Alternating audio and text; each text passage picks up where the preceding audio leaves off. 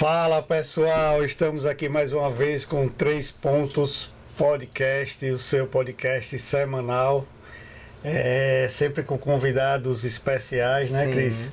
E sigam a gente nas nossas redes sociais, 3 Pontos PDC, no Instagram, YouTube, Spotify. E no Spotify também, né? Sim. Esse programa também é um oferecimento dos nossos patrocinadores Brindes Online, Sim, que traz aqui sempre materiais de muita qualidade e sempre cumprindo o prazo de entrega e sempre levando para você. Conectando as pessoas.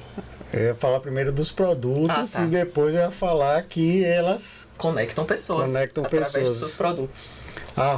@Brindes Online. Um abraço para Marília e Carol. Nossas parceiras. Isso. Nosso patrocinador também aqui, Juslocks Cowork, que oferece esse estúdio aqui muito legal, aconchegante, muita qualidade, né? Então, se você tem seu conteúdo digital para gravar, venha para cá, que aqui é um lugar ideal para isso. Gravamos podcast, lives, entrevistas, tudo. Cursos. Foi digital, a gente vem grava. Pra cá. E aqui também temos o apoio aqui, né, institucional da Vieira Nascimento Advogados Associados, que sou eu, Gabriel e toda a equipe aqui preparada também para atender a vocês. E hoje, Cris, a gente está com uma convidada especial, que ela já veio aqui. Já veio.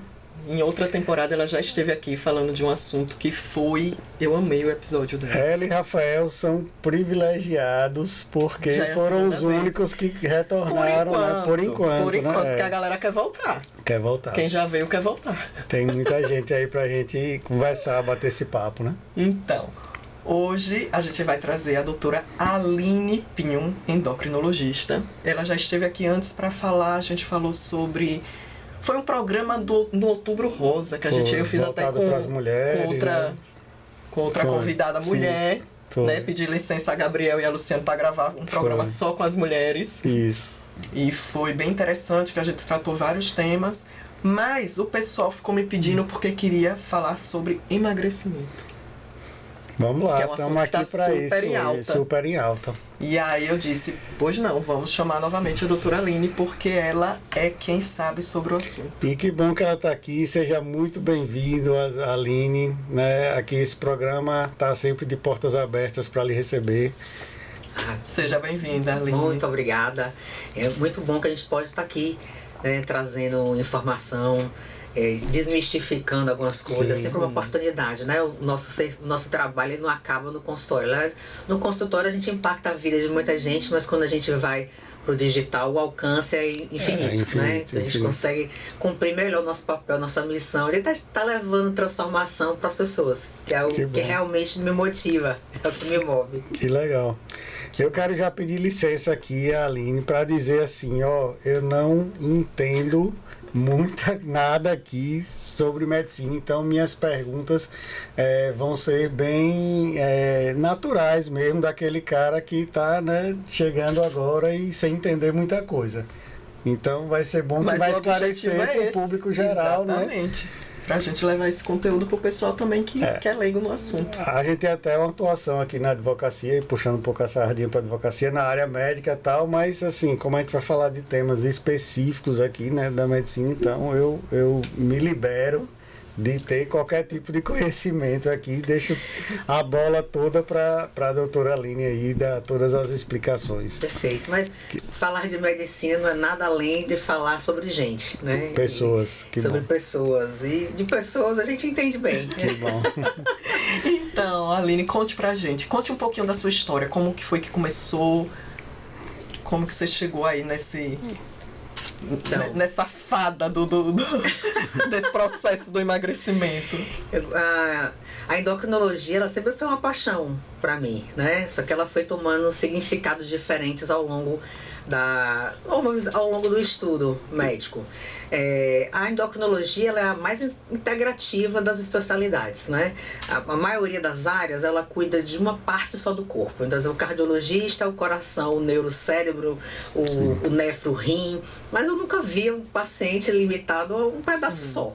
né? Então, o que a gente conseguia, vamos dizer assim, integrar mais partes era endocrinologia, porque só de cara a gente tem mais de 12 glândulas, então conecta do cérebro ao dedo do pé.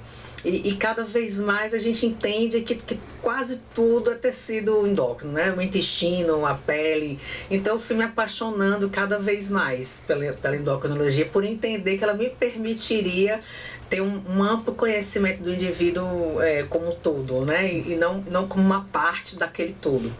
Mas particularmente quando eu me formei, entrei um pouquinho naquela ciranda dos ratos, naquela roda dos ratos, né? Vamos trabalhar, vamos acumular. E aí, assim, vamos dizer assim, você vai tendo dinheiro, mas você vai tendo escassez de todas as outras coisas que são importantes, né? E aí foi quando eu comecei a entender aquilo que eu até já lhe trouxe, né? Que, na verdade, todo excesso, ele esconde uma grande escassez. Sejam excessos que levam a vícios, sejam excessos que levam a excesso de peso, mas são estados de escassez. Naquele momento eu estava com escassez de mim mesma. A busca por estar estudando demais, por me qualificar, por trabalhar, por ajudar. Muitas vezes, quantas vezes no afã de ajudar os outros, a gente esquece de ajudar a gente. Sim. E aquilo ali me levou a um grande ganho de peso. E aí uma coisa que eu digo também, medicina ela tem que ser escrita na areia, ela não pode ser escrita na rocha. Porque vem aquela onda, apaga e você reescreve. E isso aí é importante. E está sempre, né, se reinventando. Porque está evoluindo, né? Então, assim, coisas que eram verdades quando eu me formei em 2004, 10 anos depois já estavam completamente diferentes. Você se formou em medicina em 2004. E aí, assim, então, em 2004 a gente nem entendia, por exemplo, que a obesidade era uma doença. O paciente, ele chegava no consultório. Isso você fala em termos de conceito mesmo? De conceito médico, né? Tipo assim, tá. Virou o CID, vamos dizer assim, teve um CID, teve um código de doença já em 2013. Ah, que interessante. Antes não tinha. A gente já tinha conceitos do que seria um obeso, já se falava de índice de massa corpórea, já se tinha noções de algumas medidas antropométricas, que são medidas relação cintura-quadril. Não é apenas o peso do paciente que vai definir se ele é obeso ou não. Não. Nunca foi. Na verdade, partiu-se até disso. Qual é o diagnóstico de obesidade, né? Então, se fala muito de aumento dos números de obesidade, mas na verdade não se perguntava, né? O paciente, ele ia para uma consulta médica, tinha um consultório que nem balança tinha. Ainda hoje você tem consultório que não tem uma fita métrica.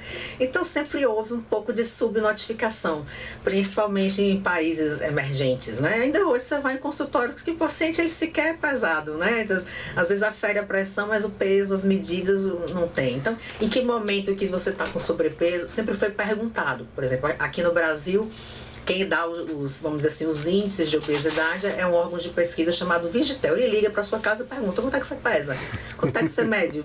Você é obeso? E a pessoa diz sim, não. Então, assim, você vê que são coisas que... São critérios, assim, não tão adequados, né? Não há realmente uma avaliação, né? Ainda hoje, acessos a ferramentas de quantificação de massa gorda, de massa magra, eles não são de amplo acesso à população, né? Então, você perde um pouco o time. Muitas vezes você vai diagnosticar o obeso, ele já está num índice grave de obesidade, ele já está num estado mais avançado, né? Quando se fala muito em prevenção, que é um conceito também que veio evoluindo nesses últimos 20 anos. Então, assim, eu saí de uma medicina muito hospitalocêntrica, né? A formação médica aí no hospital, você é treinado no hospital. Então, esse entendimento de prevenção, ele é algo novo na medicina como um todo. Esse estudo também de medicina de comportamento, né? Entender medicina comportamental, isso é um conceito... São coisas muito novas. Novo. Você estava falando de medicina raiz, eu digo assim, eu tive uma formação bem raiz, né? Mas entendendo que a gente está na areia, que a gente tem que estar se reescrevendo. Mas eu vim acompanhando o avanço da medicina, né? Agora eu quero lhe interromper, Aline, porque teve um ponto que você falou aí que me chamou a atenção. Você falou que você era obesa e eu não consigo imaginar, assim, né? Com todo respeito, você tá bem, assim, né? Então, fisicamente, quando eu me formei, excesso de trabalho, tudo que hoje a gente sabe que contribui com o avançar do estado de obesidade, né? Então, eu sempre tive uma genética familiar propícia, eu tenho várias pessoas obesas na família, de parentes de primeiro grau, né? E outros graus, mas eu levava, vamos dizer assim, uma vida propícia a controle de peso. Tinha pouca idade, era jovem, então o estrogênio lá em cima, né? A comidinha preparada por mamãe, Sim, então aquela sim. comidinha equilibrada. Durante a faculdade ainda preservava a atividade física, né? Que são coisas que a minha família sempre teve. A gente sempre, aquele final de semana, ninguém saía para comer, era para passear no parque, era para praticar um esporte, então toda uma vida organizada.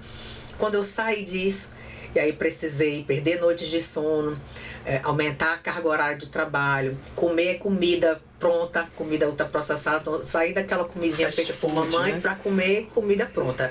Miojo, lasanha, isso até a marca, né? Mas macarrão instantâneo, sim, né? Sim. Comida congelada. E aí fui tendo ganho de peso, junto também com o avançar da idade. Aí você falou dessa questão da falta que esconde, né? O excesso, né? Você voltou sua vida para o estudo, para a medicina, e aí terminou ficando em falta de outras coisas, exato, né? Excesso de trabalho, sim, né? Sim. Excesso de estudo, excesso de comprometimento com vamos dizer, com a carreira, né? De com você o outro, né? De você chegar em casa e revisar prontuário, quer dizer, o horário de descanso era muito pequeno. O tempo para mim era muito pequeno, né? O tempo de atividade física, que hoje eu considero que não é algo que você possa negociar, né? Sim. Então hoje eu entendo que exercício, boa alimentação, sono, bons relacionamentos, não dá, é que nem boleto. Eu não gosto de pagar boleto, mas eu tenho que pagar. Não é algo que a gente deva estar negociando, né? Mas não era tão claro para mim, vamos dizer assim, há 15 anos atrás isso, né? Eu estava naquele momento e nem era tão claro para a população, como ainda hoje não é. Ainda hoje há quem negocie essas coisas que para mim eu entendo como hoje que são inegociáveis. Então, né? Fazendo um paralelo, né, com esse momento da sua vida e com o atendimento que você realiza no consultório, um dos pontos a se tratar, a se olhar, então, é a vida da pessoa, o ritmo de vida, como é que ela, né, de fato, ela leva a vida, né? É fundamental. Primeiro, acolher, né? Sim. Porque, assim, nem tudo vai ser conseguido modificar naquele primeiro momento. Às vezes, a pessoa ainda não modificou porque ela não tem aquela luz, aquela clareza do que precisa ser modificado, mudado, né? Então, dá um exemplo comum. Hoje está relativamente... todo dia, praticamente, eu recebo pacientes que vêm, mulheres, porque a testosterona está baixa.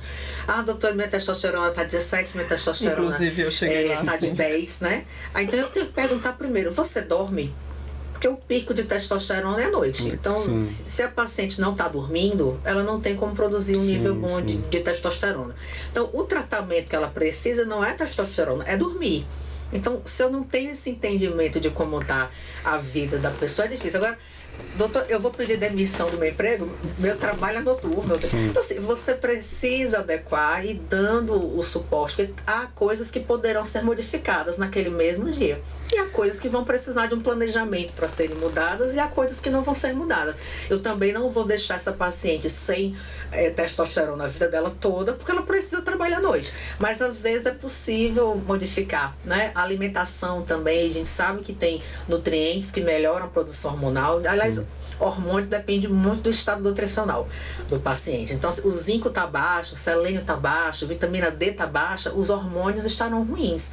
Então, muitas vezes, antes de você ir para a questão para dar um hormônio, né, você tem que dar o nutriente para o paciente. Então, tem coisas que dá para você modificar, porque você já pode ajustar a janta dele naquele horário. Aquela janta, ela já pode começar a mudar. O que eu sempre digo, importante é que é sem pressa e sem pausa, né? Então, você não tem urgência de resolver aquilo ali, mas você também não pode estar postergando, você não pode estar deixando de fazer o que dá para estar fazendo naquele momento. E foi o que aconteceu comigo, né? Então, simplesmente eu só enxergava o outro, que eu precisava estudar, que eu precisava estar nos congressos, que eu precisava aprender. Ainda tenho muito disso, ainda é uma coisa comum para mim, mas a gente precisa entender que não pode ter excesso de algo e falta do outro, né? Porque aquele excesso revela uma escassez. Então, quando eu pego hoje um empresário que ganha peso, a primeira coisa que ele fala, ele não tem um tempo para mim.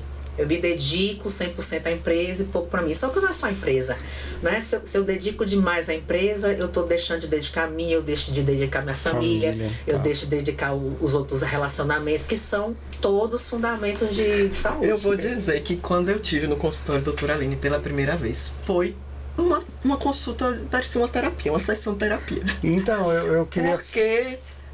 eu sou testemunha disso, eu sou paciente de doutora Aline, né? E esse diferencial que eu nunca tinha, nos meus 40 e poucos anos de vida, eu nunca tinha sido acolhida e sido investigada como eu fui no seu consultório. A consulta durou quase 2 horas e eu fui lá buscando testosterona, não foi? Eu disse, eu acho que eu... Cheguei nos 40 e eu acho que minha testosterona tá baixa porque eu não sinto energia, eu só me sinto cansada, eu já acordo cansada, né? Minhas queixas. E aí ela foi buscar Eu confesso que no mundo que a gente tá vivendo hoje, né? Nessa agonia, a medicina ela tem caminhado muito para a mesma agonia, aquele negócio, chega lá, passa um remédio, vai... E esse olhar diferenciado, humanizado... Sim. Eu fico muito feliz enquanto seu marido e você está sendo acompanhada, primeiro por doutora Aline, né? E segundo que, assim, realmente é um olhar que é diferente, vale a pena, entendeu? É muito interessante. Foram quase 2 horas de consulta. Ponto aí. E eu fiquei tão chocada que eu dizia pra ela assim, meu Deus, o mundo não sabe disso. As pessoas precisam escutar isso. E naquele dia eu pensei, meu Deus, ela devia gravar algo pra contar pro mundo. Sim, Lembra? sim. E depois foi quando eu chamei ela a primeira vez pra vir, né? E agora novamente. E é interessante porque eu fui uma dessas pacientes que chegou lá através, buscando testosterona, né? E aí já me choquei porque...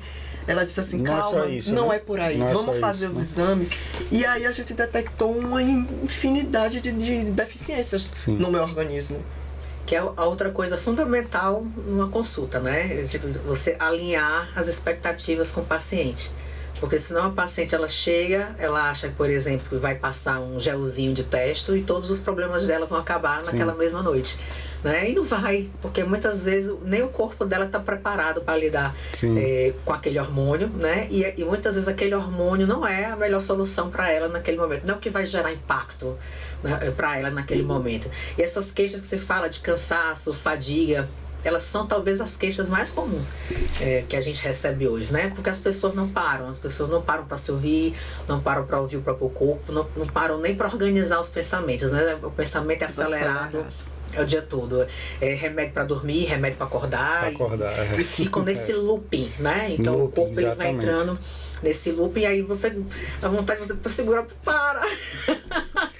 Muitas vezes é que a gente precisa fazer. Mas como eu falei, eu entendi que para cuidar de pessoas, eu precisava parar para estudar as pessoas, né? Porque as doenças acontecem nas pessoas, então não basta eu estar estudando só a doença, apesar de que é algo que me fascina, né? A fisiologia das coisas, esse entendimento, mas assim, é a pessoa, né? É o ser humano que está com algum adoecimento, e aí isso é mental, isso é espiritual, isso é ambiental, né? E muitas vezes é isso que gera a doença orgânica, não é o oposto. Aí, Aline, você falou vou chamar de Aline, né? Porque você falou que em 2013 houve o conceito, né, de obesidade. Começou a surgir através da CID o conceito de obesidade. Que conceito é esse de obesidade? Me veio essa dúvida. Que conceito foi esse criado? E realmente é o conceito ideal, vamos dizer assim, já que as consultas que são feitas, acho que você falou no AL, foi um pouco antes, são feitas através de um sistema não muito, né, eficaz, vamos dizer assim. Para você ter o diagnóstico, né, de doença, você precisa ter o diagnóstico de algum profissional de saúde, né? Mas quando você vai quantificar populacionalmente, é por pesquisa telefônica. aqui no Brasil visitando. Então, assim, quantos por cento da população era obesa em 2016? Isso foi perguntado ao telefone. Depende de quantas pessoas responderam que eram. O que se sabiam, sentem, pelo né, menos, também, né? Ainda tem isso, né? A pessoa pode estar gorda e não se sentir Não se obesa. sentir. Ou a pessoa tá magra e se sentir obesa. Todo dia Também acontece. né, passou um dia no consultório, eu não sabia que eu estava pesando tanto. Sim. Então, ela refere que pesa 83. Na verdade, ela já está com 93. Então, isso muda completamente os índices, né? Então, esse percentual, o impacto da obesidade, ele sempre foi muito subdiagnosticado. Sim. Eu me lembro perfeitamente no início da pandemia de Covid, que os pacientes estavam morrendo e a gente ouvia, mas não tinha doença nenhuma. Morreu de quê? A gente olhava assim e tá brincando. Entendeu? Inclusive colegas já com obesidade de grau 3, e a pessoa assim, mas ele não tinha nenhuma doença. Eu digo, Mas tem obesidade, né? Obesidade, sedentarismo, a gente esquece, sedentarismo é a segunda causa evitável de morte no mundo, né? Então, assim, a gente foca muito em hipertensão, foca em diabetes, mas sedentarismo mata mais do que a diabetes, entendeu? Então, vamos assim, fazer exercício, turma, né? Vamos movimentar o corpo, de músculo, né? Que a gente fala, assim, acima de tudo, prevenção é você atuar antes que aconteça aquele desfecho, né? Então, prevenção foi o que me faltou na época, né? Então, isso me gerou muito ganho de peso. Eu cheguei a 116 quilos, Consegue imaginar? dando um peso consigo, não né? grávida, né? Sim. Porque eu não vou colocar um peso de gestação, porque aí ia estourar. Sim. E aí foi nesse momento que começou. Até então eu não me via, porque a obesidade ela tem isso, né? Eu sabia o que tinha me feito engordar, mas corrigir isso não me fez emagrecer.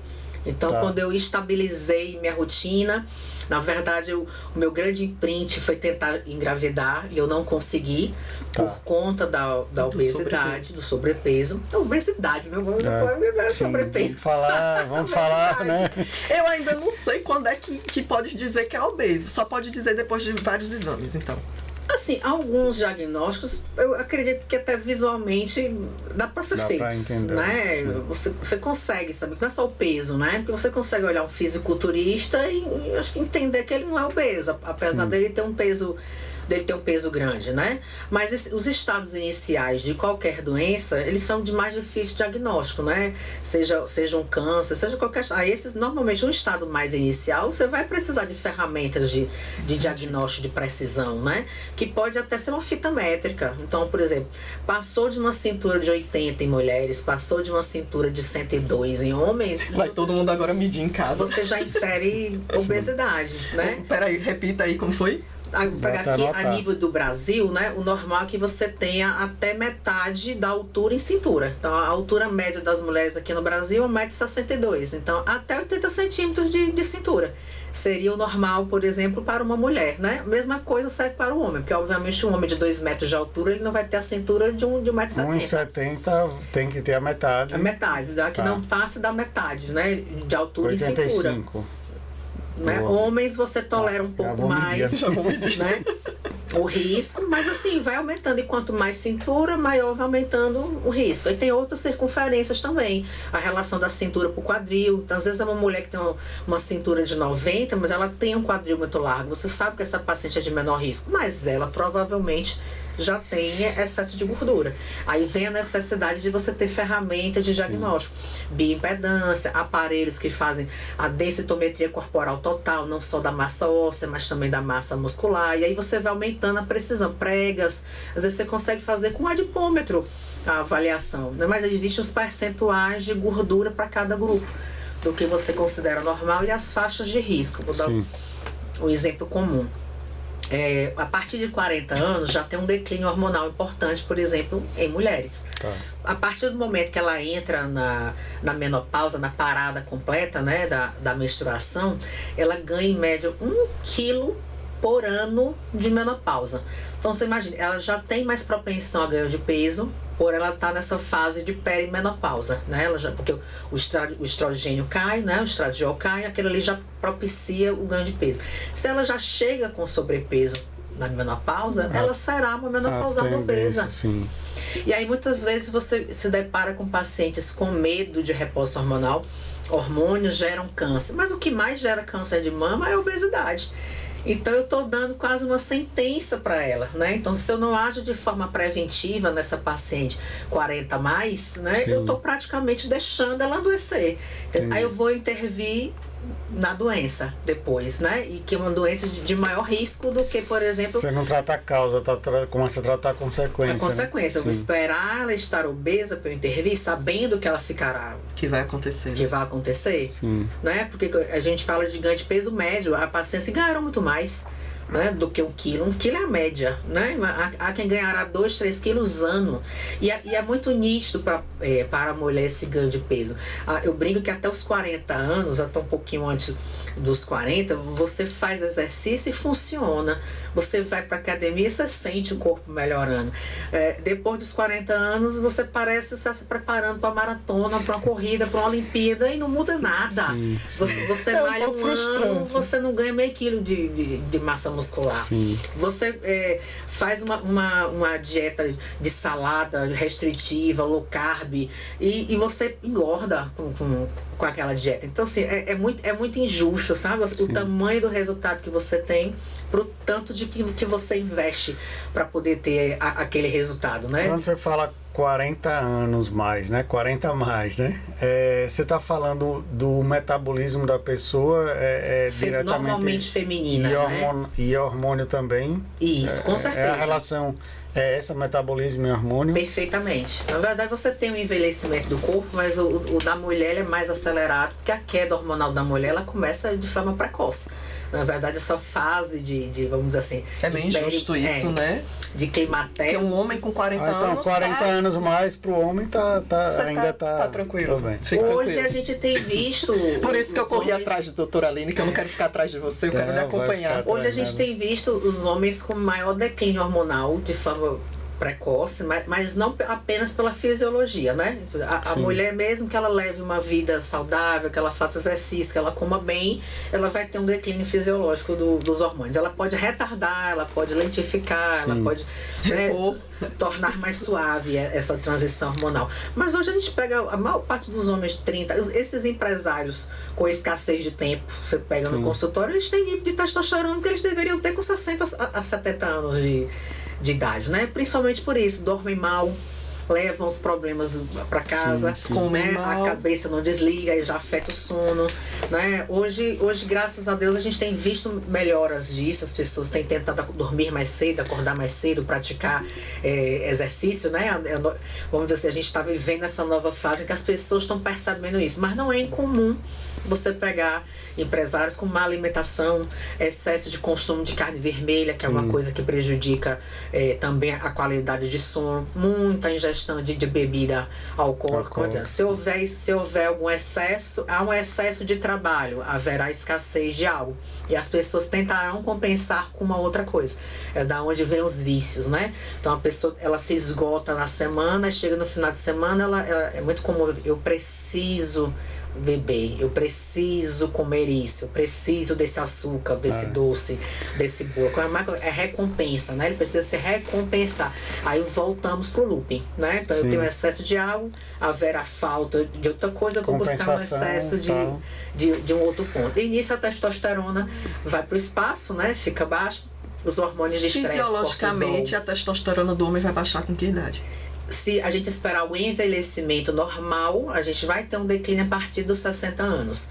Mas no ritmo que as pessoas vivem hoje, indo dormir tarde, acordando cedo, sobrecarregado, sem fazer exercício, o comum é com 35 anos você já está percebendo níveis já reduzidos. Mas que podem ser melhorados com mudanças de hábito. Fazendo um resumo aqui, né, só para organizar as ideias na minha cabeça, na mulher... O fator idade, ele vai ser preponderante para essas quedas hormonais, metabolismo e tudo mais. No homem, o fator vida, né? Vida. Como ele vive, né? Como ele vive. O ambiente, os hábitos, né? Os hábitos. Sim, entendi. Que hoje é a doença do século, né? É o mau hábito de vida, né? Que é o que gera todas as outras. É a mesma coisa. Aí o homem começa com queda de libido, né, uma saúde sexual ruim, então ele procura muito endocrinologista porque ele quer repor a testosterona, né?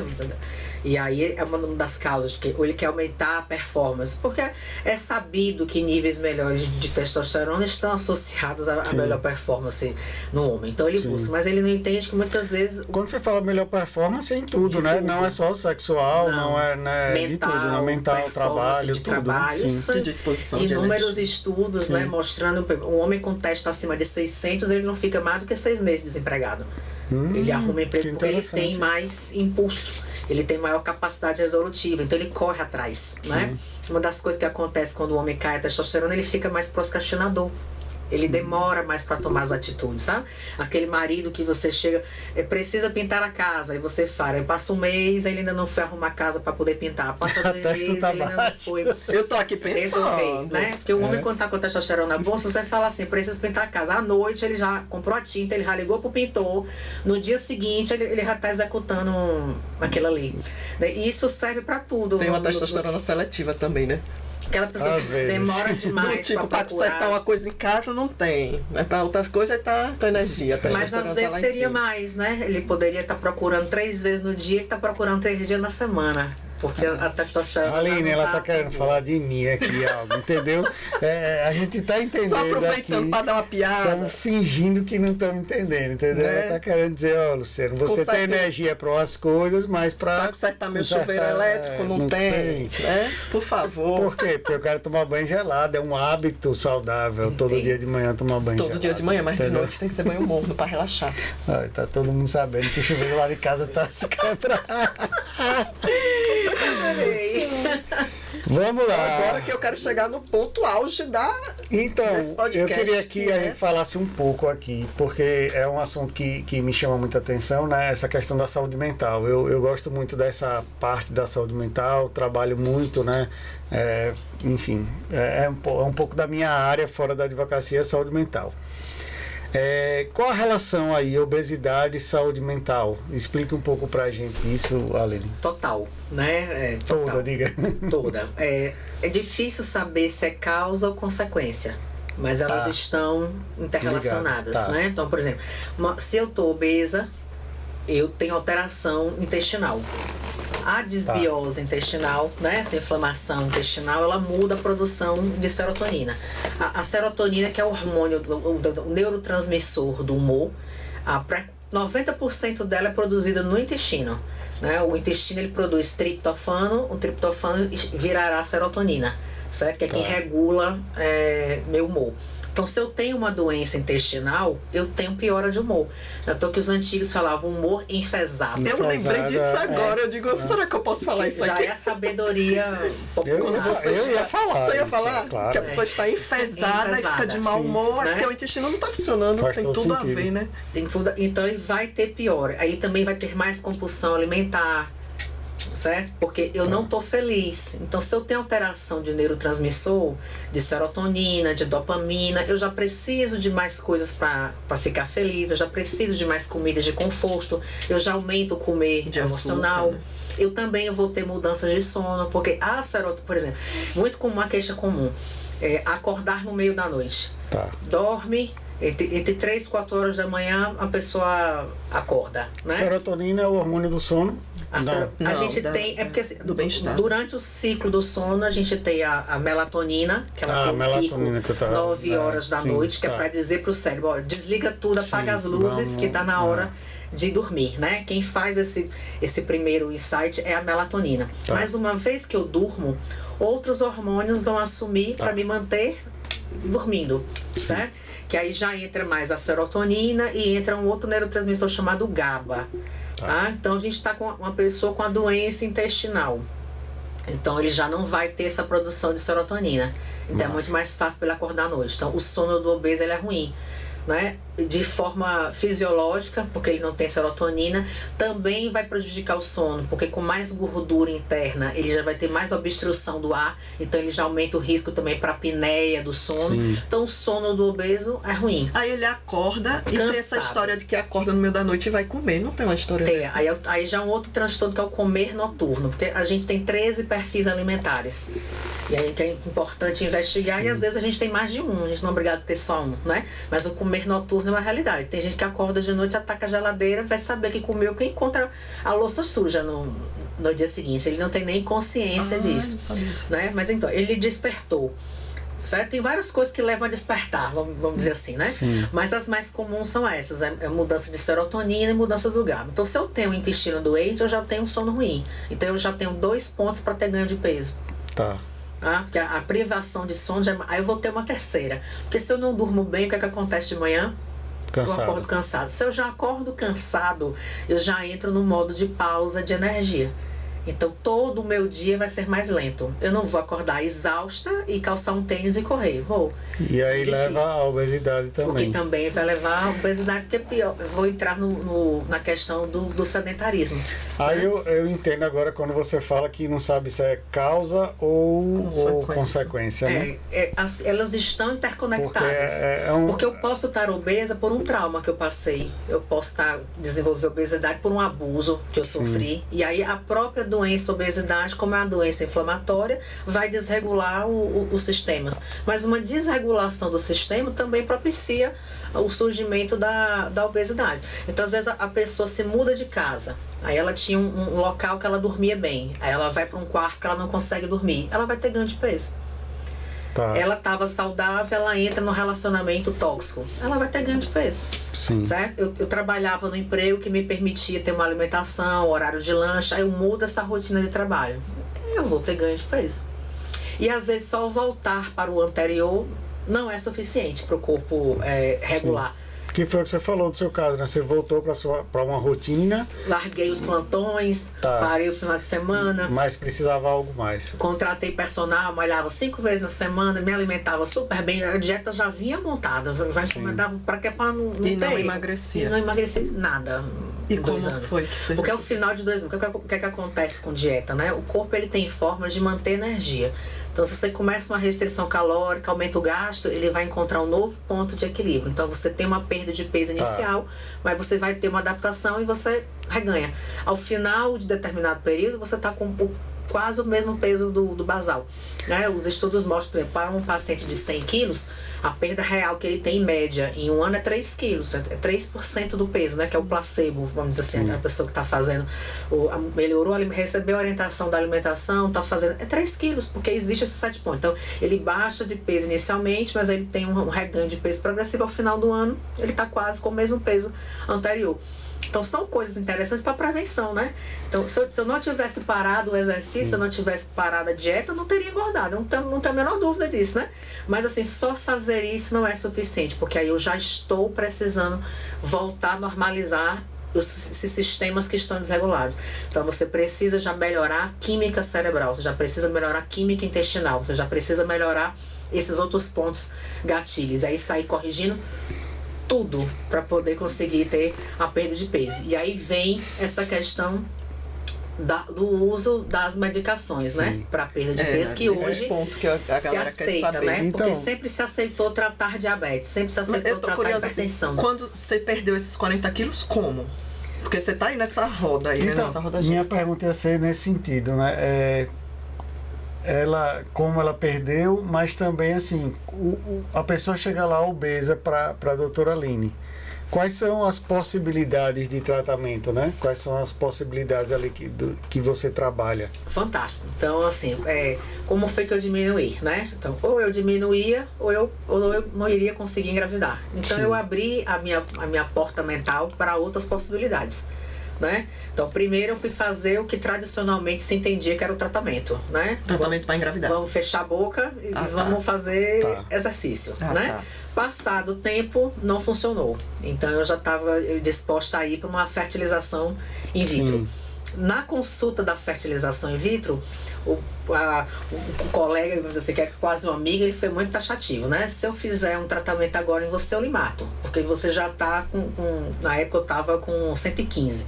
Se você aumentar mais 20 a 25 quilos de peso, que é o que média essas mulheres, você vai morrer, você vai fartar e aí não vai nem levar a gestação. Né? Você já vai para uma gestação de risco. Então, tem que ter outras possibilidades, porque só fazer isso aqui não funciona, né? Então, eu fui utilizar medicações, na época o que tinha no mercado era sibutramina e anfetamina, tomei.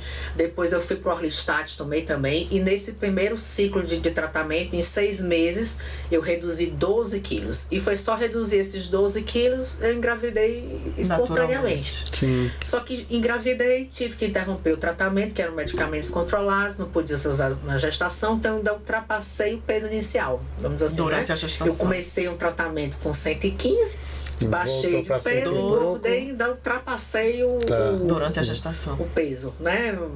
Ao final, mas nem vou ao final do peso gestante, porque tinha um peso que não era meu. Isso não me pertence. Não era meu. Eram 2 seres humanos e um corpo só. Corpo só. E aí, logo o fim dessa gestação parada, que ela faz inicial de amamentação, que eu não estendi, eu fiz uma amamentação programada, e disse, eu vou amamentar 6 meses, porque eu entendi que eu tinha uma outra doença grave também que precisava ser tratada, que era o meu excesso de peso. Né? Então, meu set point, ele modificou. Entendeu? Completamente, né? Não preciso dizer que nessa gestação eu tive diabetes gestacional, tive uma série de complicações do excesso de peso, né? Então, para mim, estava muito nítido que não era algo que eu poderia estar deixando só com aquelas medidas tradicionais. Então, passou aquele período de amamentação, aí eu já fui voltar a retomar o tratamento. Mas esses medicamentos mais antigos, eles têm uma perda de peso pequena. Então, eu emagreci em média o que dava para emagrecer, que era esses de 12 a 13 quilos. E tive, vamos dizer assim, uma sorte de ir evoluindo junto com a chegada de novas substâncias no mercado, para poder complementar, né? Então, inicialmente eu fui para liraglutida, né, que os nomes comerciais é Victoza, Saxenda, que é o que tinha na época, que na época já era essa história, é para diabético. Mas os diabéticos estavam emagrecendo. Eu digo, se os diabéticos conseguem emagrecer, eu também consigo. Porque é um público difícil de perder peso, é o diabético, por conta da resistência insulínica, né? Que é um hormônio anabólico. Sim. Então, que dificulta a perda de peso. Rapaz, se eles estão emagrecendo, eu vou emagrecer. Eu importei na época, porque mas nem você mesmo fazia seu acompanhamento? De ou você peso, sim. Com algum profissional que tivesse lhe orientando? Eu tive inicialmente, eu busquei o que todo mundo busca. Vamos buscar um personal, vamos buscar um nutricionista, vamos regular porque o que hoje tem que você faz isso, né? Você não teve essa ajuda, né? Mas hoje não tinha é o que ajuda, você né? traz para os seus pacientes, né? O que a medicina falava até então, né? Que ainda hoje você vê em consultórios, o paciente ele chega buscando ajuda e o colega diz, vá no nutricionista. Ele tem que ir no nutricionista também. Né? Mas você não pode soltar a mão dessa pessoa, entendeu? Como é um casamento ali que você não pode soltar, né? Tem que fazer exercício também, com personal não. Hoje eu entrego uma orientação, vamos dizer assim, de atividade física. Isso não substitui o acompanhamento de um profissional ali, mas é importante, porque às vezes o paciente ele não sabe nem que tipo de exercício é o mais direcionado para ele, ou que ele pode executar ou não naquela situação que ele está, né? Você pode chegar para um paciente com 50 quilos de excesso de peso e diga, vá correr. Ele vai desenvolver uma hernia de disco, uma fascite plantar e artrose no joelho. Tem que ter esse bom senso também para poder fazer essa orientação. Às vezes ele já tem perda de massa muscular, ele tem sarcopenia nos membros. Eu trabalho com dinamômetro. Então, se eu percebo na história clínica que o paciente ele pode ter baixa de força, eu faço exame na hora no consultório. Não vai fazer para todo mundo, porque tem coisas simples clínicas, que a gente comentou, né? Exames complementares são para complementar. Mas clinicamente, quando você pede para o paciente se levantar da cadeira, você sabe se ele se levanta rápido ou não. Você sabe se ele tem força nas pernas ou não, né? Pela dificuldade. Precisou usar os braços para se levantar da cadeira, esse paciente provavelmente é sarcopênico. Esse paciente ele vai ser testado, né? Paciente que você fala, o seu José fica em pé, vamos aqui na maca. O seu José se levanta em 6 segundos, o seu José não está sarcopênico. Não é uma coisa que você precisa estar solicitando um exame adicional para poder verificar isso, entendeu? Mas assim, é importante ter essas ferramentas dentro do consultório para você poder ver, né? Você evita iatrogenias. Então, assim, hoje a gente tem remédios muito potentes para perda de peso. Sim, aí também, a gente estava nessa parte que você trouxe os remédios de fora para o seu tratamento. Os primeiros que eu usei, eu importei. E os colegas olhando de olho feio, né? E comecei a usar na minha prática clínica. Porque os pacientes vinham com essa mesma limitação de tem isso aqui no mercado. Pô, que ainda massa. não está em testou em você para obesidade, self-label.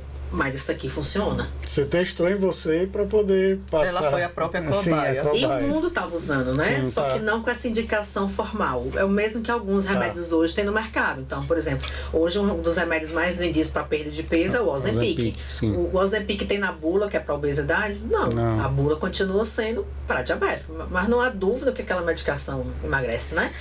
Simplesmente se lançou com outro nome para peso. Mas é a mesma substância, entendeu? Você falou que tem um Ozempic e tem um outro também, né? Tem o Wegovy, que é primo irmão, vamos dizer, é da mesma família, só que é voltado para a obesidade, ele escalona para doses maiores. Né? E ele é específico para obesidade. Aí Assim, na bula, vamos dizer, tá lá que é a obesidade. Né? Então, assim, se eu prescrevo Ozempic para o meu paciente, eu estou fazendo uso fora de bula. Tá. Off-label. Mas alguém tem dúvida desse remédio? Não, né? Na outra bula... Como é essa ação por exemplo, o Ozempic lá, que a indicação é para diabetes. Como é que ele age no corpo, assim... Quando que é indicado, né? Quando é indicado e como age mesmo. A medicação de peso, né? Ela tá indicada em qualquer fase do tratamento do paciente, né? Que ele tenha sobrepeso com alguma comorbidade, que é o sobrepeso hoje, né? Seria assim, tô falando de termos gerais, para qualquer médico, qualquer pessoa até se diagnosticar em casa, né? Tá. Você pega o peso, divide por 2 vezes a altura. Pelo quadrado da altura, você vai ter esse índice de massa, que é o IMC. Tá. IMC acima de 27, você já tem um sobrepeso que a gente chama de sobrepeso grave. Se eu tiver qualquer outra alteração, então se eu tiver gordura no fígado, se eu não dormir bem, se eu tiver alteração intestinal, se eu tiver resistência insulínica, ovário policístico, qualquer outra comorbidade, eu já tenho indicação de medicação. Eu já posso fazer na primeira consulta. Ah, tá. Certo? Mas existem outros índices para avaliar. Então, às vezes, eu estou com um paciente idoso, ele não tem o IMC de 27 porque ele não tem músculo. Mas aí quando eu faço o percentual de gordura, quando eu faço a relação de cintura, ele é aquele paciente que ele tem a perna bem fininha, a barriga muito grande. Ele tem obesidade abdominal. Eu posso fazer uso da medicação? Posso. Isso aí a pessoa talvez sem a estrutura ela não vai conseguir fazer o diagnóstico. Mas você com a estrutura você consegue, né? Tá. Então se eu tiver um percentual de gordura importante, aí tem aqueles critérios para faixa etária, para grupo populacional, que aí já é uma coisa um pouco mais específica. Vamos falar em termos gerais, ainda se usa muito o IMC, né? Que é de amplo uso, né? Basta você ter uma balança e um medidor de altura, vamos dizer assim. Então, IMC de 27 com qualquer comorbidade já é igual a medicação. Por quê? Porque já se sabe que o impacto das mudanças de estilo de vida, apesar de importante, é limitado no tratamento, tá? E isso já está bem documentado desde 2016. Né? As diretrizes mundiais elas já foram modificadas nisso. Então, apesar de ser fundamental para qualquer coisa na vida, uma boa alimentação e prática de atividade física é ineficaz para perder peso. Sim. Então, se a minha doença é aquela, eu não vou fazer aquele tratamento. Tá? Mas não necessariamente eu vou entrar para todo mundo no primeiro momento. Às vezes a vida daquela pessoa está tão desestruturada que vai ser mais útil eu ter mais um contato ou 2 contatos e a introduzir aquela medicação, né? Mas formalmente você pode fazer no primeiro momento. Aí vem aquela questão do uso estético, né? Então o paciente ele tem um IMC normal, ele é até magro, mas ele quer reduzir 2, 3 quilos. Não está proibido ele fazer uso, mas não está indicado. Muitas vezes o que ele vai ter de efeito colateral não compensa. Eu ia perguntar isso, certo? Então vamos dizer assim, a gente tem medicamentos extremamente potentes, no caso, né? Você está mais potente hoje no mercado, que é o Mounjaro, né? Que a semaglutida, que é o Ozempic, ele age num ponto. Certo? A gente tem hoje um remédio que age em 2 pontos. Então, teve o boom do Ozempic, não foi? E agora Ozempic revolucionou o mercado, né? Porque pela primeira vez os pacientes conseguiam perder 15%, 17% do peso. Até então era uma média de 10%. Em quanto tempo essa perda de peso? Esse uso é longo, né? Porque quando você vai instituir um tratamento de perda de peso, você não confere nenhum resultado que seja inferior de 1 ano. Então é o peso final a 1 ano. De tratamento, mas a perda de peso ela se dá nos primeiros 6 meses de forma mais intensiva, né? Visível. Depois o uso, ele se dá mais para questões de manutenção e de estudo mesmo, sim. né? Porque nem a dieta. Em 6 meses, as pessoas vão emagrecer com dieta. Elas terminam um ano magras. Não, então, o remédio, ele precisa provar que ao final de um ano ele entrega mais do que o tradicional. Senão, ele nem é liberado para ser usado para esse fim. Entendeu? Então, sempre se estudará pelo menos um ano, tá? Para você poder chegar ao final, né? Mas a perda de peso, ela se dá nos primeiros 6 meses, certo? Para a maioria dessas medicações. Então, é uma perda muito superior ao que era vista até então. Sendo que isso é uma resposta média. Então, haviam pacientes que perdiam 20 quilos, 25 quilos. Então, pela primeira vez na história, já se pensou, talvez nós tenhamos um tratamento aqui superior a um tratamento de bariátrica. Eu ia perguntar isso. Que era o tratamento até então, vamos dizer assim, mais efetivo, e muito né? menos invasivo, né? Menos invasivo. Nem compara, então, né? Então, o uso da medicação poderia ser um ponto de partida antes de se pensar numa bariátrica? Isso já é obrigatório, né? É porque a gente, infelizmente, vive Inverte, né? num país que nem sempre é seguido o que é para ser seguido, né? Qual é a indicação cirúrgica do tratamento? É aquele paciente que tem falência clínica após 2 anos de tratamento, esgotado todas as possibilidades. Tá. Então, eu teria que ter um paciente em acompanhamento nutricional, fazendo atividade física. É porque as pessoas física. optam por fazer a cirurgia porque não querem mudar os hábitos.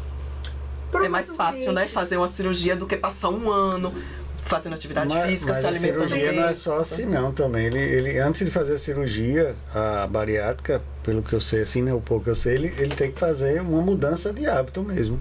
Infelizmente, existe a teoria, existe a prática, Sim. né? Vamos dizer assim. Eu gosto de me posicionar, eu não gosto de ver as pessoas.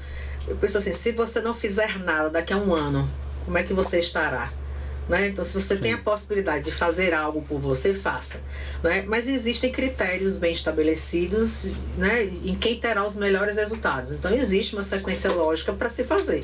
Né? Eu não vou programar colocar meu filho no pós-doutorado se ele não sabe nem ler. Sim. Então, eu primeiro tenho que alfabetizar, depois eu evoluo. Seria né? um caminho, né? Na escala, um caminho. Então, assim, as recomendações de bariátrica. É preciso ter usado medicação. É preciso que não tenha funcionado. Tá? É preciso ter tido um acompanhamento mínimo de 2 anos. Certo? Isso é seguido à risca? Muitas vezes não. Eu já escutei, não sei se é verdade, né? Mas pacientes que referiram até que foram orientados a ganhar peso para operar. O ganho de peso é contraindicação. Se o paciente ele não tiver, ele pode não conseguir emagrecer. Até para poder se enquadrar no plano, né? Para o plano cobrir, então ele tem que ganhar o peso para poder fazer. Ou seja, porque faz tudo a gente não tem no Brasil, infelizmente, um prontuário único, como você tem, por exemplo, em países da Europa, que eu tenho acesso às suas informações médicas, clínicas, né? Qualquer profissional tem acesso àquele. Então, assim, teoricamente, se o paciente eu posso não conseguir emagrecer. Você concorda? Como aconteceu comigo. Fiz 2 anos de dieta, exercício, tudo e não tinha reduzido o peso. Né? Então, isso pode acontecer. Mas se eu estou seguindo, eu estou engordando, tem algo a ser investigado ou feito. Não é um tratamento cirúrgico que vai resolver. Né? Então, uma das contraindicações para bariátrica é o ganho de peso nos últimos 2 anos.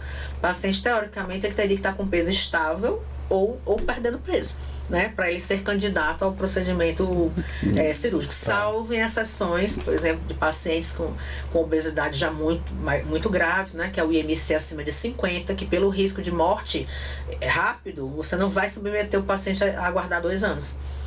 Certo? Esse paciente ele já poderia ser um candidato à cirurgia de forma mais efetiva, né? Mais rápida. Voltando um pouquinho, para os efeitos colaterais de quem não tem indicação para usar a medicação.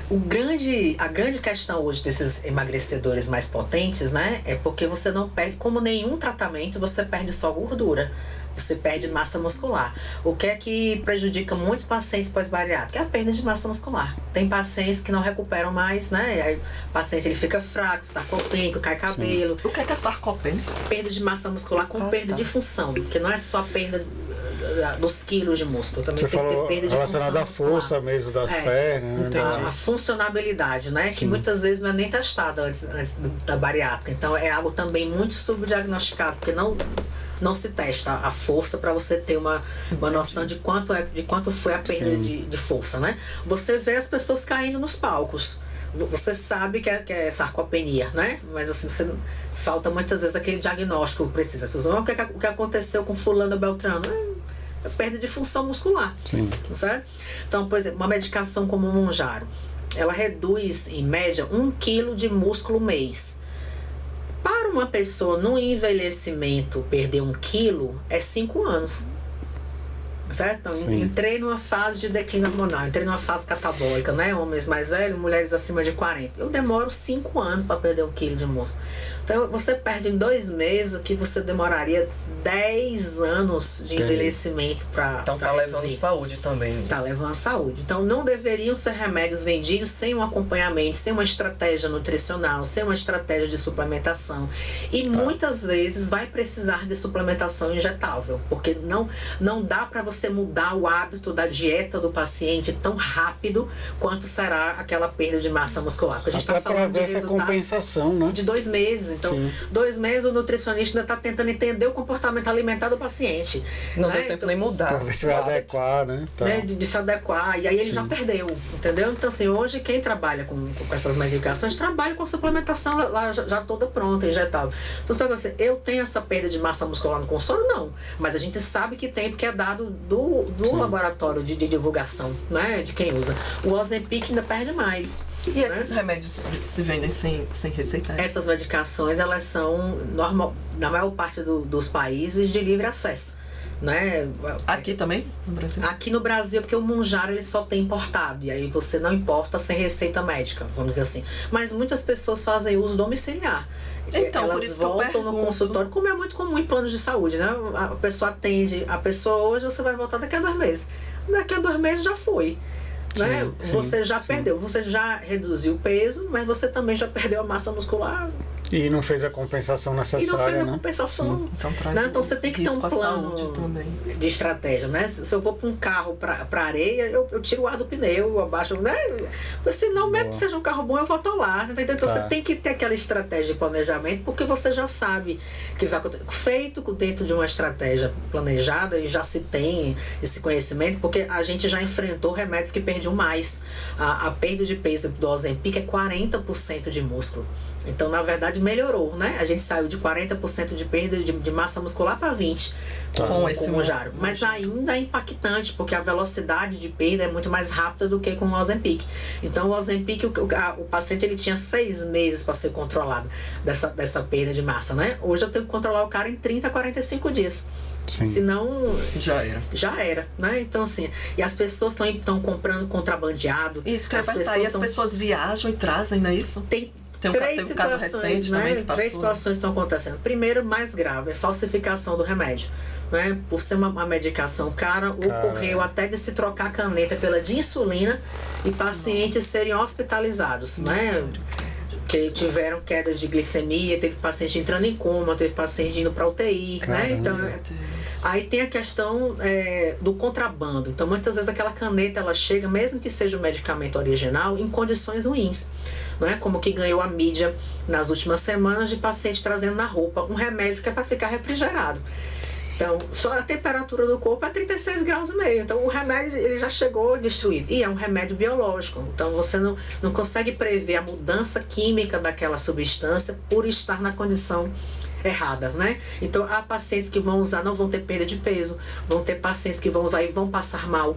Tem remédios que já estão vindo com bactéria dentro, porque ele está fora da forma de aplicação. Então, o que a gente orienta? Procurar um local que possa orientar a importação, possa orientar o uso, junto com toda a estratégia, né? O Ozempic, então, nem se fala. Eu acho que a gente não quer nada que dificulte a vida do paciente. Então, não vou chegar para dizer não deveria ser vendido em farmácia. É por ser vendido, porque a gente tem que facilitar o acesso, né?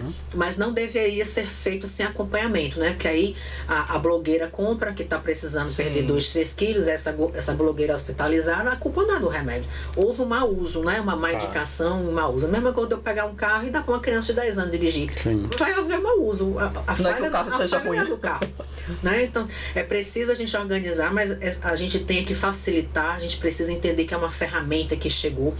Ferramentas que chegam, que vêm para facilitar, a gente tem que orientar o uso, não é o não uso. É que nem dizer assim, o que é que mais mata a população jovem hoje? Acidente de carro. Nem por isso eu vou estar dizendo para a pessoa não dirigir. Eu estou dizendo, prepara, faz autoescola, faz o treinamento, né? Dirige na sua melhor condição, evita pegar o carro se você não está em boa condição de dirigir, mas não vou dificultar, porque é uma realidade que veio para transformar, né? Há coisas que vieram para transformar a humanidade.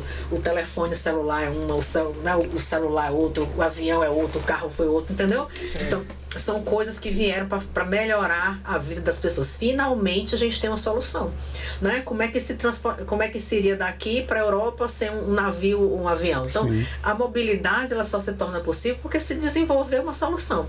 A gente tinha um público que não iria conseguir ter mais saúde com o peso que estava, com aquelas medidas tradicionais, e hoje ele tem essa possibilidade. Quantos mais caminhos tiver, eu vou achar melhor.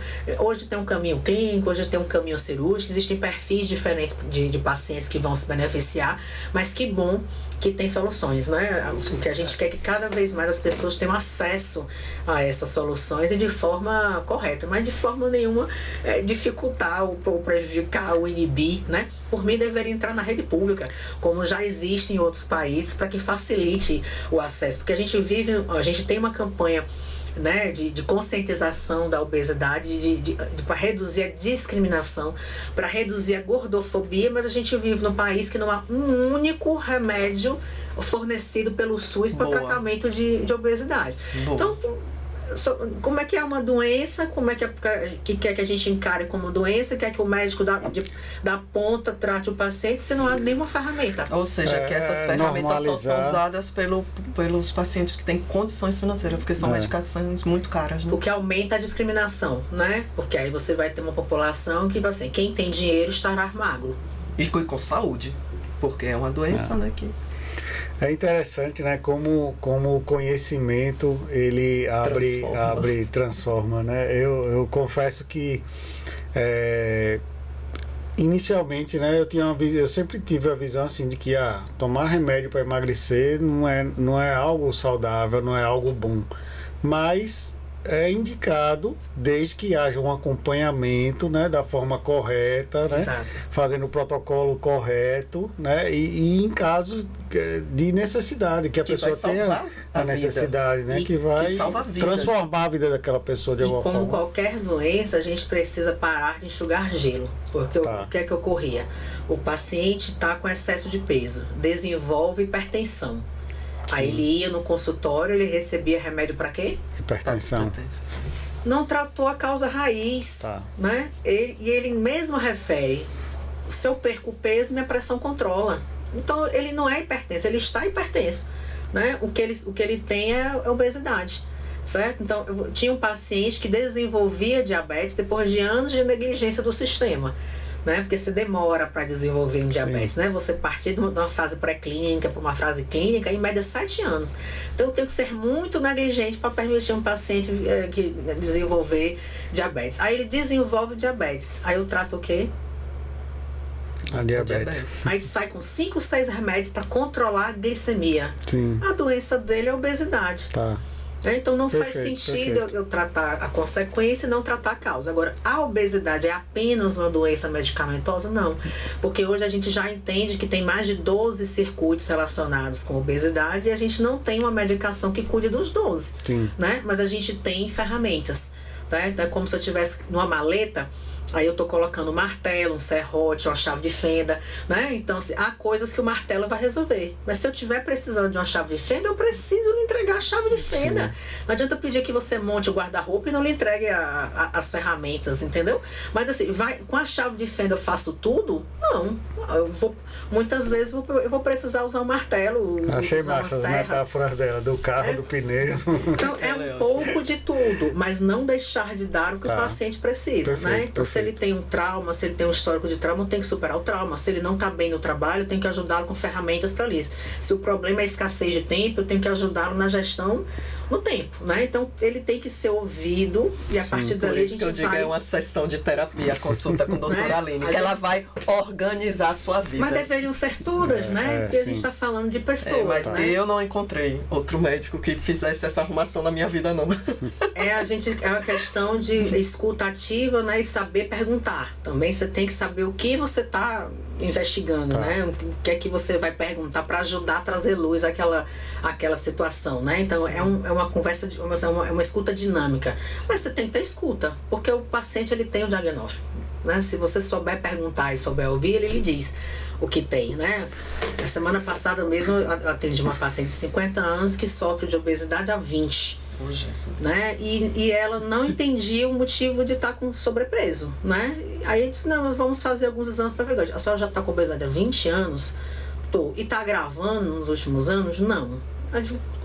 Eu acho que a senhora sabe o que é que lhe levou a ficar obesa, né? E aí a gente conversa, faz 2, 3 perguntas. Então ela passou por um divórcio, foi um divórcio extremamente traumático, ela saiu desse primeiro divórcio, entrou num outro relacionamento muito tóxico, né? E a partir daí ela foi ganhando peso. Então eu não tenho que estar investigando uma doença hormonal, né? Caçando pelo no ovo para poder investigar. A gente sabe, mas são pontos, né? Se um paciente não tem histórico de obesidade, nunca foi obeso e está ganhando peso há 2, 3 anos, esse paciente ele tem alguma coisa para ser investigada ali naquele momento. Então você tem que conduzir de acordo com aquele sentido das respostas que o paciente ele traz. E não significa que não vá ter outras doenças associadas, né? Porque é uma doença que leva a outras. Então você vai investigando e você vai organizando. É interessante que tudo tem a ver com a mente, né? Mas a mente é controlada pelo intestino, né? Então que tem a ver com o intestino. Somos um todo, né? Somos um todo, né? Não adianta olhar. Somos partes, não adianta vou marcar o cardiologista. Eu digo, parabéns, mas só vai olhar um pedaço, né? Você tem que procurar alguém que olhe tudo, né? Porque uma das grandes causas de arritmia que a gente tem é a obesidade. Né? A gordura ela infiltra a parede do coração, ela é como se fosse um cupim na parede, ela vai corroer a fiação elétrica. Tá? Então, o paciente com obesidade ele tem maior risco de arritmia, inclusive de fibrilação atrial, que é uma das mais fatais. Os 12 cânceres que mais matam no mundo têm relação direta com a obesidade. Então, assim, se você vai investigar, as pessoas deveriam estar realmente todas, 100% das pessoas procurando formas de prevenir e tratar a obesidade, que passa de educação, que passa de orientar o filho, não fique 10 horas por dia sentado estudando para o vestibular, que horas que você vai fazer exercício, né? Comer bem, vai cuidar da mente, para relaxar a mente, normalmente você vai cuidar da mente, né? Nessa rotina agitada, eu vejo pais tirando os filhos das atividades físicas para aumentar o tempo de aulas de curso, de língua, tá dando um tiro no pé, né? Então eu vou ter uma pessoa de 24 anos, obesa, frustrada, triste, depressiva, né? Que passou naquele vestibular, que concluiu a faculdade. Eu digo, e daí? Sim. Né? Então, assim, para que lado que a gente está indo? Então, isso entra no consultório pediátrico, né? Isso entra no consultório. Como foi comigo esse entendimento, né? Que se eu quisesse, no momento eu só queria engravidar, mas hoje eu entendo até que a saúde dos filhos dependia do peso que eu tava e de como eu estava naquela gestação, né? De se criar esse ambiente para poder vir essa nova gestação. Então, se cuidar, emagrecer, ele é um ato de amor consigo, acima de tudo, mas é um ato de amor com a humanidade. Né? Então, se a gente quiser um planeta mais saudável, se a gente tem amor à família, se a gente tem amor ao nosso trabalho, a gente tem que estar com saúde. Nossa. E saúde parte da gente controlar esses excessos, né, que geram essa escassez de saúde, inclusive de peso, né? Então, é o que eu tento trazer. Nada está me prejudicando, sempre está, né, prejudicando. Não tem essa pessoa sem sintoma. Quando você vai realmente conversa, você vê que aquela pessoa tem sintoma, né? Ela chega em casa cansada, ela se joga no sofá, ela vai para aqueles aplicativos de vídeo, né? A criança fica jogada em outra tela. Né? Aí a mãe traz a criança porque a criança está ganhando peso, mas ela não vê que a causa é aquele começo, né? E do que a gente está fazendo com os filhos da gente e com a gente, porque quando a gente tem energia, a gente leva os filhos para fazer outros passeios, a gente promove outras atividades, né? A gente muda o foco. E essas medicações, elas têm esse efeito interessante também, né? Não tem só emagrecido, elas têm diminuído várias atitudes de vício. A gente tem visto já redes de supermercado preocupadas com a redução de consumo. né? Você reduz o consumo quando você utiliza essas medicações, tá? Então, o consumo de álcool reduz muito, o consumo de cigarro. Tem um estudo que saiu tem uma semana mostrando que a semaglutida reduziu mais o impulso de bebida do que outras medicações que já estavam estabelecidas no mercado para essa utilização, né? O do cigarro foi um adicional. Porque eram as recompensas, né? Se reduz a impulsividade por tudo. Então, a pessoa deixa de comprar o que ela não precisa, ela deixa de comprar uma roupa que ela não queria usar. Deixa de buscar as recompensas. Deixa de buscar outras recompensas e ainda vai se estudar para outros desfechos, né? Porque, na verdade, está muito relacionado com a área de prazer do cérebro, né? Então não é só um vício, são vários, né? Que se está tratando com essas medicações. Mas é só dar o remédio, eu entrego a arma, não. Eu tenho que ensinar como é que atira, né? Então você ensina como atirar, a pessoa vai fazer um bom uso daquele instrumento, entendeu? Sim. Mas assim, é importante ter esse treinamento, esse ensino e essa oportunização, que é o que a gente hoje tem no mercado, né? Para mim foi mais sofrido reduzir esses 40 quilos, né? Sim. E que hoje está um pouco mais fácil, porque as medicações hoje elas tiram uma média de 24 quilos ano. Então algo que eu demorei 4 anos para diminuir, eu teria reduzido em 1 ano e já estaria com a minha saúde restabelecida, né? Evitando outros problemas, Você levou outras consequências. Para baixar 40 foi 4. A gente tem maior perda de peso no início, depois mentifica, né? Mas assim, para chegar ao que eu queria, porque é apaixonante, né? Você vai melhorando, eu digo, é um caminho sem volta. Você melhora, você não se permite mais voltar atrás. Não sei que aconteça algo fora da sua... Né? A iluminação, né? Melhor, não pode voltar atrás. Mas as pessoas não querem regredir no que melhora, né? Quando ela tem, eu brinco que o tratamento em si do emagrecimento, ele alcança muito mais do que o emagrecimento, né? Parece que reduz até o olho do paciente, reduz a mente. A pessoa passa a se olhar, ela se gosta, ela se olha no espelho, ela se acha mais bonita, ela passa a perceber o que ela está comendo, ela percebe que ela tem mais energia comendo menos do que comendo mais, que é uma coisa que a gente não tem culturalmente. De criança a gente ensina para você, meu filho, você tem que comer. Se você não comer, você não quer. Meu filho, coma. Só mais um. Para você ter energia. Termine o prato, colocou no prato, tem que comer. Você vai desperdiçar comida, tem tanta gente passando fome. Né? Eu falo essas coisas. A gente cresce escutando isso, né? E ensinando os filhos a se recompensar, né? Que já ocorreu com todos. Quantas vezes foi tomar uma vacina, vamos lá no médico, depois a gente sai para tomar um sorvete. Vamos vacinar, mamãe vai e compra para você tal coisa. Então, a criança ela aprende que comer é prazeroso, ou que qualquer dor, a comida conforta. Quando a gente vai comemorar um aniversário, a gente sai para fazer uma corrida? Não comer brigadeiro, comer torta. Né? Então, eu entendo que eu estando feliz ou triste, a comida vai é uma solução. E aí faz parte do papel ajudar a reconstruir isso, né? A gente vai desconstruir algumas crenças para reconstruir. Eu nunca tinha ouvido isso. Olha, é complexo, mas que bom que temos aqui doutora Aline para dar essa aula pra gente, né? Porque, assim, eu confesso que minha mente abriu, assim, os caminhos, né?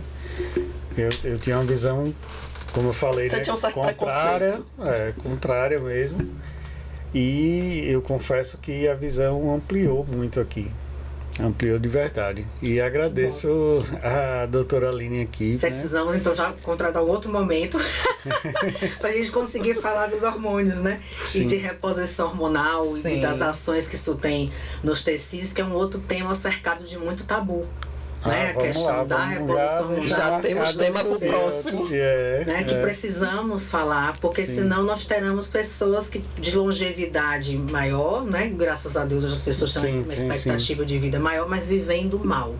E uma mentalidade cercada de muito preconceito ainda, né? Então a gente está rompendo o preconceito sobre o tratamento de obesidade. O próximo passo é romper algumas coisas que a gente ainda pode ter construído em relação à reposição hormonal. Eu tiro porque era algo que eu tive que desconstruir. Né? Só para citar rapidamente, a gente tem um estudo de grande impacto que foi de 2002 que dizia que a reposição hormonal causava câncer. E eu terminei minha formação nisso aí, né? Eu me formei em 2004, então a gente estava com esse estudo na mão, na bomba desse estudo, né? Como eu disse, a gente tem que entender que é areia, não é rocha. né? E a gente tem aí em 2022 um outro estudo mostrando que é o contrário, que previne a mortalidade, melhora o risco cardiovascular, reduz uma série de doenças, aumenta a sobrevida. Então, é preciso adaptar, é preciso a gente estar atualizado, porque a informação muda, né? A gente não tem verdade sobre isso.